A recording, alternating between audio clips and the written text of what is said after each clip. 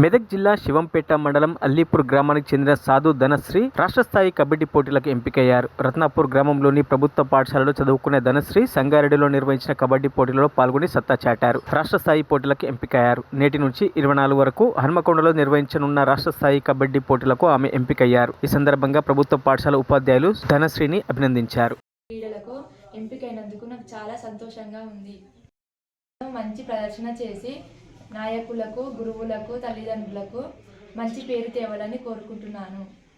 అనే మా యొక్క అమ్మాయి రాష్ట్ర స్థాయి కబడ్డీ క్రీడలకు ఎంపికైనందుకు నాకు చాలా సంతోషంగా ఉంది.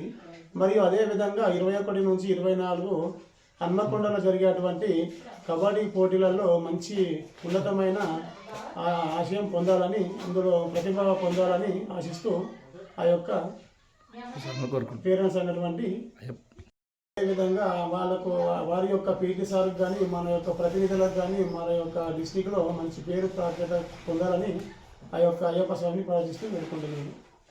మరిన్ని అప్డేట్స్ కోసం మా ఛానల్ని సబ్స్క్రైబ్ చేయండి.